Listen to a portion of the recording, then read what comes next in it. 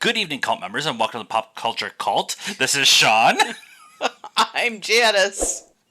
Fuck it, we're gonna do it live. Live to tape, everybody. That's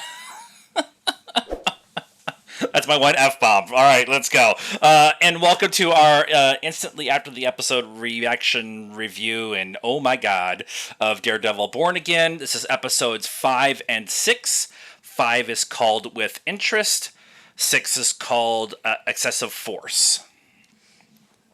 Yes, those titles both are appropriate. Yes, they are very much appropriate. Okay. We have been talking about the change in showrunners. Yep. Could you tell the difference?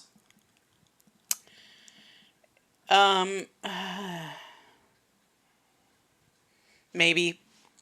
Because it definitely, specifically 6. From Yeah. 4 to 6, there's definitely a different... Yes, but I wasn't attributing that to showrunners, but to a snowball effect. Okay, yeah. A shift in what the story was, maybe the storytelling... Not the storytellers, but like, okay, we're getting into the meat of the story kind of thing. Yeah, just a snowball effect of starting out trying to, not do the bad thing for both Fisk and Matt, Yeah. and then the release of doing the bad thing. Yeah, because they both had a scream of letting it all out. Yeah. Which we'll get into that whole going back and forth that we got. I want to start with episode 5 with interest. The St. Patrick's Day bank heist. A bottle episode is essentially what this was. I mean, it did have some... The diamond was to pay off a debt. The ongoing debt that the tracksuit mafia has been trying to pay the other guys. Yeah. But it was self-contained, all in the bank, dealing with the hostages, dealing with the Detective Kim, Sergeant Kim. Captain Kim? Yeah. The negotiation person. Yeah. And Matt, specifically spending a lot of time with Matt listening to everybody and kind of getting to play with that part of his abilities. Right. If he could do that breaking into banks, what are you doing trying to save New York? Right. You could just be robbing banks. And living in Monte Carlo. Like, come on, Matt. He's a good guy. He's a good guy, I know. But the idea of that episode very much felt like a transition for me because we've been talking about how there was this change of showrunners, and so that felt like a fun. Let's have some fun before we get into the really ooky stuff, and let's just have a moment of let's play around with this idea of a single episode, a bottle episode. Matt showing that he still has it even if he's out of practice, and that he still wants to do the right thing even if he isn't Daredevil in that moment. Right. Well, and I mean it's just another another little chip on top of the building to the city needs you. Yeah. And it's just one more reason or one more showing to him of why they do. Yeah. Because that whole thing would have gone sideways and they would have all been dead. Oh yeah. I think Devlin, who was the main bank robber, I think he was ready to do whatever he could do to get that diamond and get out by himself. I don't think he cared about his crew. I don't think he cared about the hostages. I don't think... Yeah, and Yusuf lied that he had the combination, that he could open the safe. So, I mean, he would have got shot if that had all played out, but Matt hadn't been there. He would have got shot. Yeah. Or he wouldn't have said anything, and then they wouldn't have been able to get into the safe, and they probably would have just killed everybody anyway. Yeah, yeah. So it was gonna go bad. It was gonna go bad, and I just love that Matt instinctually went back as Matt. And well, he heard. He heard, but I mean, he heard, but he went back and was there as Matt, not as Counselor Matt, although he was doing some lawyer talk to the hostages, the hostage takers. But like he did it without even really thinking about it. He jumped in. He didn't even think about the Daredevil mask. He didn't think he jumped in. So when we get to the next episode and he has to go find Hector's niece, he like tries to call 911, but then just says F it and does it on his own. And I think that, like you were talking about, this progression that we've been getting with Matt, that him doing that at the bank robbery without the suit, just jumping in, you kind of have to have that moment for this next moment where he decides to put the suit back on, even though that's kind of been in the back of his head a little bit and stuff. Yeah. We have to talk about Yusuf. He was in the trailer. I'm super excited. We got name dropped Kamala Khan.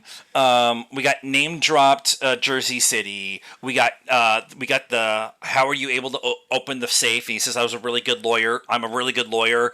That's straight from No Way Home. And Yusuf said that Kamala was in California visiting some friends. So the Young Avengers conversation.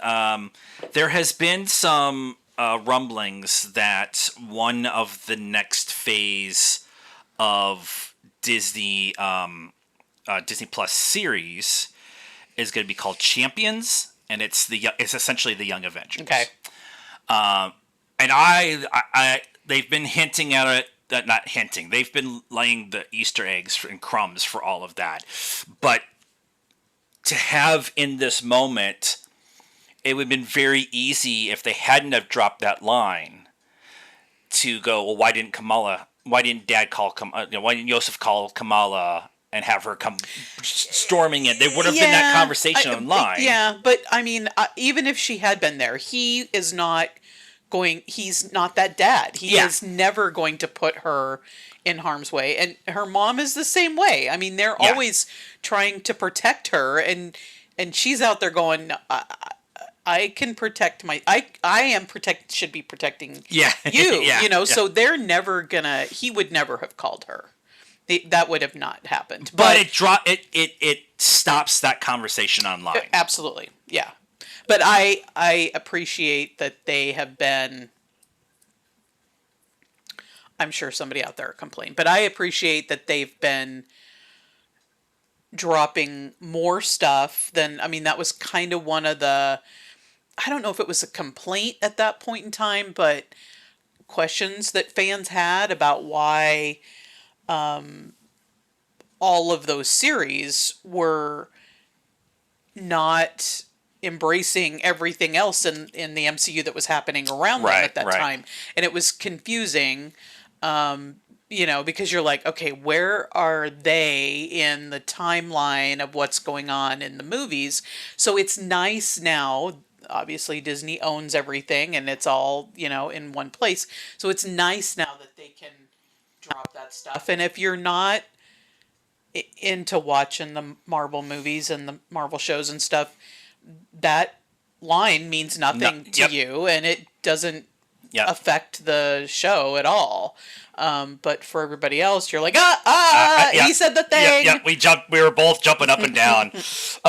And we got a reference to swordsman Jack Duquesne from Hawkeye, who was also in New York. Yep.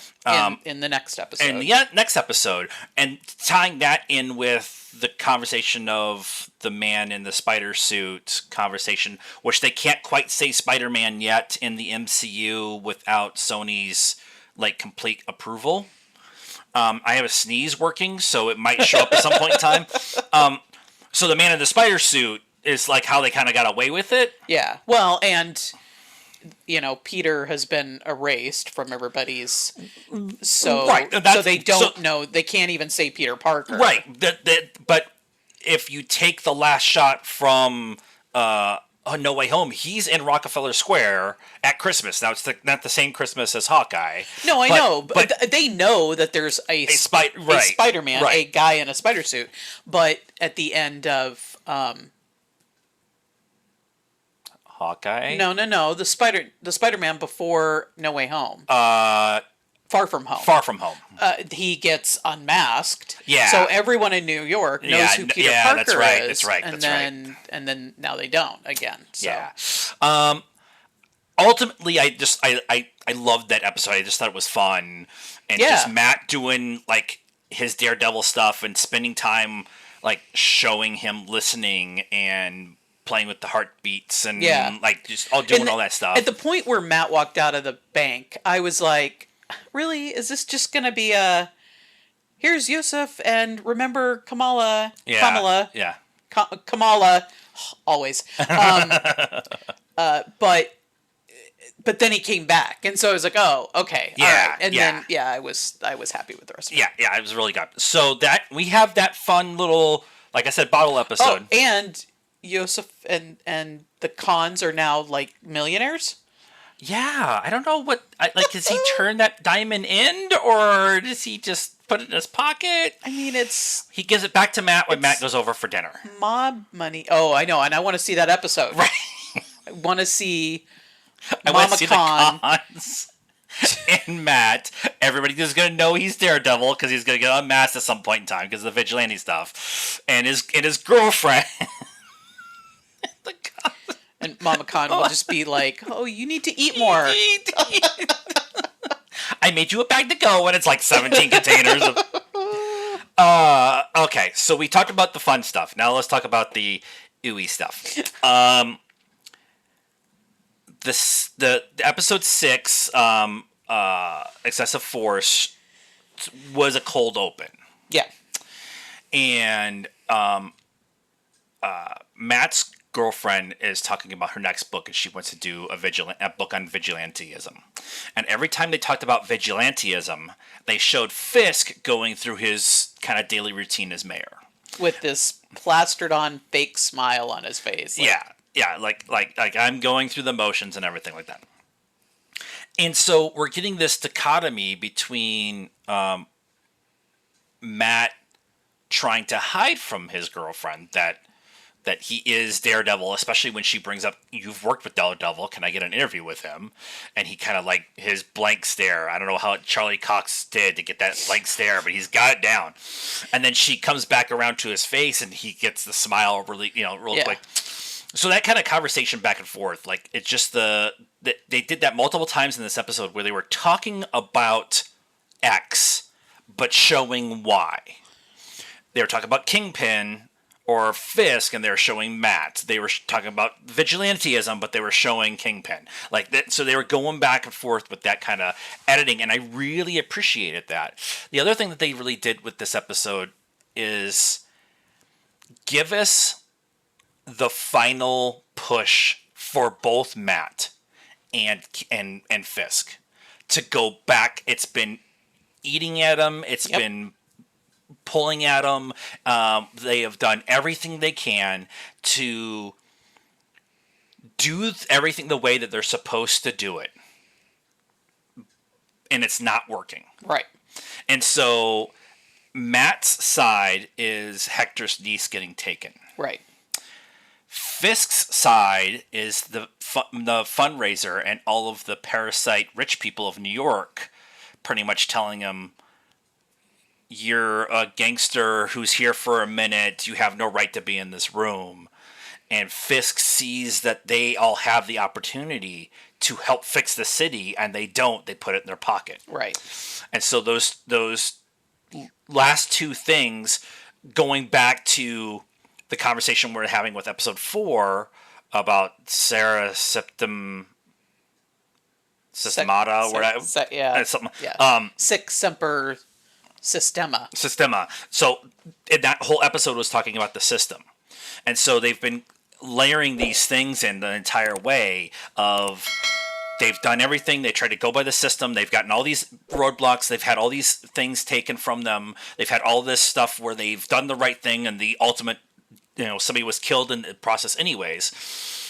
And now they get to see the final little bit, and they're okay, we're going. Yeah, yeah, because it's, I mean, the system is broken. They're trying to fix it, but it's broken so badly that it can't be fixed from within, like following the appropriate channels. Yeah. They've got to go outside of the system, which is the whole point of vigilantes in this I mean, probably anyway, but in this universe or in New York, it's so corrupted that there's no way to fix it outside of just being outside of the law. Yeah, and I love that they use swordsman Jack Duquesne, as they actually physically show him actually with the sword defending people to show that he is in the upper crust and he is trying to do stuff from his side, but he's also out on the streets, kind of taking a page out of Kate Bishop's book of going out and helping on the streets a little bit too. It was probably cheaper to get the guy who plays Jack Duquesne to come into the show than to have Haley Seinfeld show up. Just saying, it's probably just cheaper. That's why we got. Well, Haley's in California visiting some friends with Kamala. I mean, that was the end of the Marvels. She was putting a team together, but they didn't say where they were going. No, but we all know that's. I mean, come on. If They're you don't not going know, to Avengers Campus in New York, so might as well go to. But isn't that where the Young Avengers are? Is in L.A. West Coast, the West Coast Avengers. West Coast Avengers kind of plays with the Champions and the Young Avengers, and they all kind of do that thing. That's also part of why we're getting the White Vision series, because Vision is kind of the White Vision is the face of all that. So that's off of a tangent. Welcome to our show, guys, where we go off on tangents all the time. The catalyst in this episode, though, is the ultimate bad for the series, and that is Muse. Now, they have been sprinkling stuff in with Muse from the first episode. Yeah. And with the murals and in the background talking about people going missing, you have the conversation that Frank and Matt have, and Frank's man cave bunker thingy, where there are all these pictures of missing people on Frank's wall. There's been hints, if not like smack you in the face hints, because they've been using this man on the streets BB report and these fillers in between scenes of New York. Yeah. And they've been using those as narrative storytelling points. Well, they've been adding those Muse things in there. Mm-hmm. Yeah, on showing and the off. murals. And murals. And then this episode, when they show the big mural on the side. It was an amazing mural, by the way. It's amazing, by the way. As long as you don't use human blood, I wouldn't mind having a piece of that art. I love that they showed sanitation trying to clean it, and it's sanitation that's the one that figures it out. Yeah. And that sanitation, he is 100% every blue-collar city worker I have ever met. As a blue-collar city worker for at least another 3 months, that's every guy is like that, including me. Get to the point of the skip. Where's the fast forward button? And then on Tuesday, I had a tuna fish sandwich. But it was dry because my wife didn't put enough mayonnaise in it, and so I even like Fisk's campaign manager, head of staff, pushed him, and then Fisk pushed him, and then he got pushed again. Get to the point. So he was doing okay, we're off on a tangent again. Welcome to so he was doing all these detail. And then after Fisk kind of pushed him a second time, he's like, oh, it's made out of human blood. Yeah. How do you not lead with that? Right. But that's the first, like, okay, here it is. Here's Muse. Yeah. We've been hinting at it. We've kind of seen him a couple of times, or at least once. Here he is. They show him kidnapping the two girls, so we get to see his full mask and full costume, like chest up costume. Yeah. Fisk calls an emergency meeting. He gets the chief of police, who he blackmailed into staying on, and points out that he's the one. Actually, that whole scene is fun because he's getting debriefed from everybody. Detective Kim, the police sergeant, like everybody's giving him the heads up, like what it is, and it all becomes noise to him. Yeah. To Fisk, and he starts to giggle. Yeah. Fisk giggling is traumatizing. My God. Him saying, calling out the sergeant that, why is it sanitation that figured it out before all of the PD? Right. Over 60 people have been missing. Yeah. In recent months because the last episode was St. Patrick's Day. Fisk made a announcement or whatever at New Year's. Yeah. So we know, like, kind of in the last several episodes, we've gone through about 3 months. Yeah. So, like, 60 people. I mean, I understand it's New York, but 60 people have gone missing. If 60 people went missing in the Phoenix metro area where we live, it would be on every news station 24/7. Yeah. Like we had an active freeway shooter here who did 7 shoot-ups, and like there was a manhunt after like 2 weeks. Like there was like once they figured out what was going on, like they were like there was a manhunt. More than that. Yeah. It was crazy. But yeah, so it's like I love that they just like it was the blue collar guy who figured it out because everybody else, and it even gets talked about when they put the task force together. Like a bunch of the New York cops in this show, I'm not saying in real life, please don't come at me. The bunch of the cops of the show are corrupt or bad guys or excessive or whatever. Right. Well, that goes back to why they can't get stuff fixed because it's all broken. Yeah. That's actually you can't go to the cops and Ayala, is that her name? I think so. Even tells Matt, I can't go to the cops. They're the ones who got my uncle killed. Yeah. And I think that's part of why Matt dials 911 and then just hangs up. What do you do when you can't call the cops and it's just a free for all in crime? Yeah. And murder and mayhem. Yeah, and even the cops are in on it. The episode where the guy gets arrested for stealing the filifattle. Yeah. And the cops are eating the evidence. Yeah. It's like, he stole 4 boxes, not 5 boxes. Yeah. Like that kind of thing. Yeah. And it's like the back to that's why I love that episode of the system. Because it's shining a big giant spotlight on both this world of Daredevil's New York and Hell's Kitchen and a little bit of the real world. Like a lot of things can't get fixed because there's all these different things put in place where they can't do things. But it helps you understand how both characters are going to get to where they're at. Yeah. The sanitation. The task force. Fisk's. The police chief comes in, says, "Why'd you cut overtime?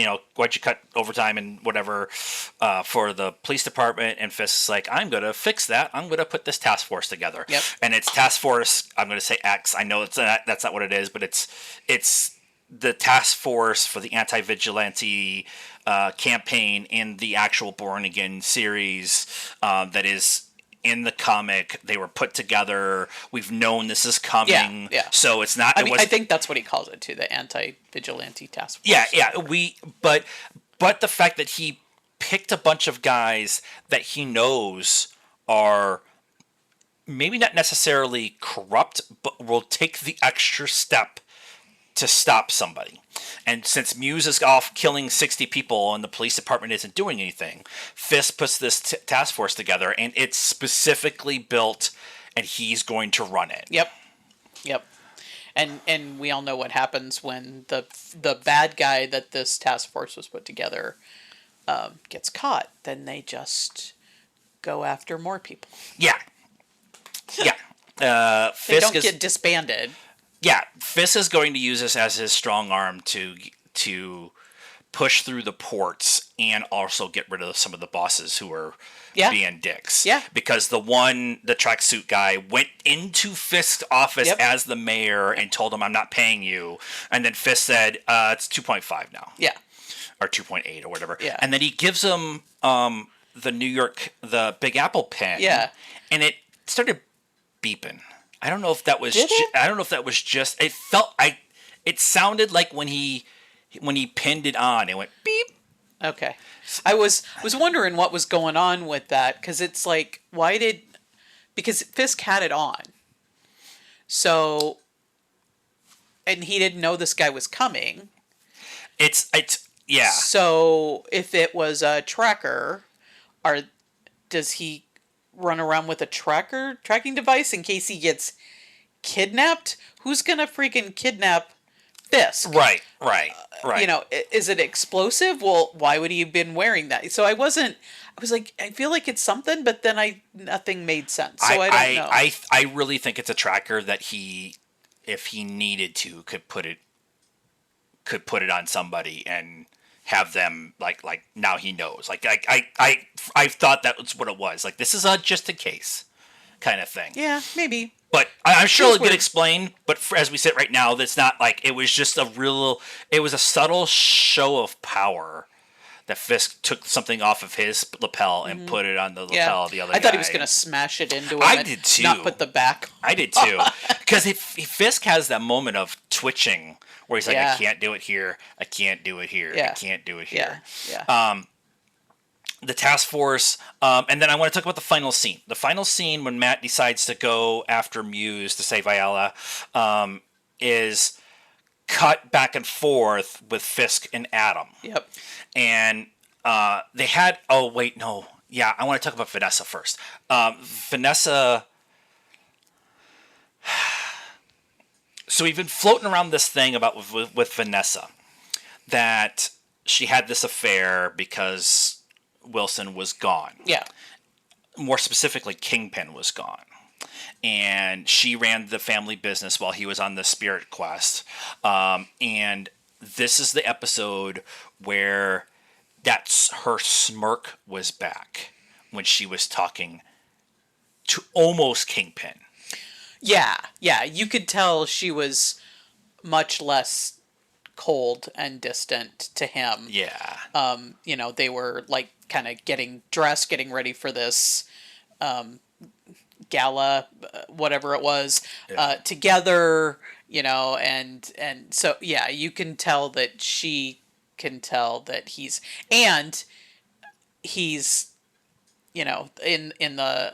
last week's episode, he's sitting in front of Adam's cell eating this big old meal. Yeah. And then he goes... That's why I wanted to bring up Vanessa first. Yeah. So then he goes to put his jacket on and he rips it. And he's like, oh, it looks like my jackets aren't fitting real well, which in a maybe more normal relationship, the significant other would be like, oh, looks like we need to, go on a diet. And she's like, nope, we'll just have all new jackets made. Because that means you're coming back. Yep. And I like that it was something subtle that I pointed out towards the end of the episode.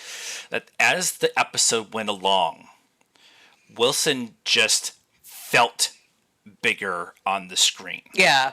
Like, they started to shoot Vincent differently. We talked about this when he had the blow up with Dan Michael Gandolfini's character a couple Oh episodes yeah, again, yeah, where he was suddenly much bigger yeah. than Michael Gandolfini's character. That we're going to go with Dan for now until we're told that it's not Dan. We thought it was David, and we'll work on it. But this, like, through the entire episode, he his shoulders were bigger. He Yeah. stood much more erect. He Yeah. seemed much even at the gala with his fake smile. You could just tell, like, there was this, like, moment of, like, I'm gonna, I can't, but his body is, like, morphing back into Kingpin. Yeah. Yep. And yep. I wanted to talk about that because when we go to this fight that Wilson and Adam has, Wilson gives him a axe. Mm-hmm. And suddenly Wilson is the size of the door frame to the jail, and he starts, like, one punch and he's knocking Adam across the room. Yep. And it's like, oh. And then the choreography is so well done in this show. I can't believe how good they are. They brought the fight choreographers back from the Netflix series, Yeah. which was 100% the thing to do. But there was a couple of spin kick moves that Daredevil did that I was like, how is that even possible? There was one that was like a backflip kick, or I was like, what? He jumps up back. Yeah. I was like, how is that even? I mean, I spent like the next minute trying to think about the physics of how that even back it up. I missed the rest of the fight. Yeah. But each blow that Daredevil hits on Muse is mirrored by Kingpin hitting Adam. It's the same exact motion. It's the same exact spot. It's like one gets thrown against the wall, or Muse gets thrown against the wall, Adam gets thrown against the wall. It's this, okay, we are done with the Mr. Nice Guys. Yeah. We're done with the way we are now back to who we are. And for the entire time in the Netflix series, Wilson Fisk as Kingpin and Matt Murdock as Daredevil was both mirror images of each other. The difference was Wilson would take it the extra step and Matt wouldn't. Right. And so I love that we had this moment where the two of them were back to mirroring each other. Yeah. And when it came to that point, Matt had Muse hung. Yeah. It was going to choke him out. Yeah. Kill him. Yeah. And Hector's niece, Ayala, was dying on the slab. Yeah. And instead of last time when that happened, when Foggy, he wasn't there, he didn't take the extra step to either kill the person or go help the person. Yeah. And so this time he chose to go save her instead of killing Muse. Yeah. It's going to come back and kick him in the ass. Oh, yeah. But well, and Muse, I mean, because I don't know how many episodes is in this first half. I think it's 9. But then we have a whole second half of this season. Yeah. So, I feel like Muse is going to probably be the underlying, ongoing bad guy. There's 3 more episodes left, so. Okay. Yeah. And then there'll be a break and then the second half. Yeah. So, I expect him to not get caught quite so quickly. Yeah. I agree with that because waiting till now to introduce him. Yeah. And he's such a good villain. He's such a good bad guy, especially for New York and everything. Like, waiting now to do it, like, felt a little dirty for us, but I understand why they did. Like, if they're just picking up season 2 from what happens here, yeah, like, I totally get that. Yeah. And hashtag Foggy's alive. A couple other things I want to just add in. Matt praying. Yeah. At the beginning of the episode, but praying. holding Foggy's funeral card. He also a couple times in both episodes still carrying around the Daredevil horn to eventually him going and saying, F it, I'm going to go be Daredevil. The shot of him running across the rooftops to try to go save Ayala. it looks wonky. It's supposed to look wonky. Like it's not supposed to be pure cinema special effects or whatever. It's supposed to be a little wonky. Some people are going to call it out. It didn't bother me because of the emotion of what was going on. Yeah. Of him finally deciding to do that. Yeah. Well, first of all, he's out of practice, and second of all, he's not Spider-Man. Yeah. You can't just shoot out a web and swing across. He's still a person. He's still a human being. He's not actually even enhanced. He's not he's not a mutant. He's not. Yeah. Yeah, he's not physically stronger or faster or anything like that. So, yeah. But that fight with Muse, it was sped up a little bit, like just a little bit. Like it just felt like Matt has a little bit faster. Muse, one of his abilities is he's fast. He's not like Quicksilver fast, but he's quick. Yeah. And so there was definitely a faster tempo to their fight compared to the brutality that was going on in the Kingpin. And Kingpin's not going to be fast. He's just going to be big. The only other thing that I want to talk about is something that has to do back to episode 1. And that is, I saw a video this week of the reason I brought up the fight choreography is they are having a conversation about the fight choreography. And in the actual fight that he has with Bullseye in the bar and all the knives, Charlie Cox was talking about how normally when you have this kind of fight, you're working with your partner and you're doing steps and all the grappling and moves and stuff like that, whatever. Well, the guy who plays Bullseye is on set, but he's not fighting him directly. He's fighting all the knives. Yeah. And the knives are CGI put in later. And so Charlie Cox had to learn all the choreography and act like he was getting hit by those knives through the process. And it was a oneer. So they were doing changing out of his stunt double to go the much more physical stuff that Charlie just can't physically do. And then like the hallway scene from the original series, Charlie and his stunt double switch out through that whole oneer. Yeah, when they go the camera goes into a room and comes back out into the hall, and it's Yeah. So they were explaining all of that. That's why I wanted to bring up the choreography between that episode and this. Now that we're getting into the actual story that they want to tell with the actual physical part of the Daredevil series, is super awesome. Yeah, and I just love that they added that little vignette of they made it look like he was getting hit by knives, even though it wasn't real knives. It was just CGI. Yeah, that's cool. I think that's it. I mean, it did pretty good for 2 episodes.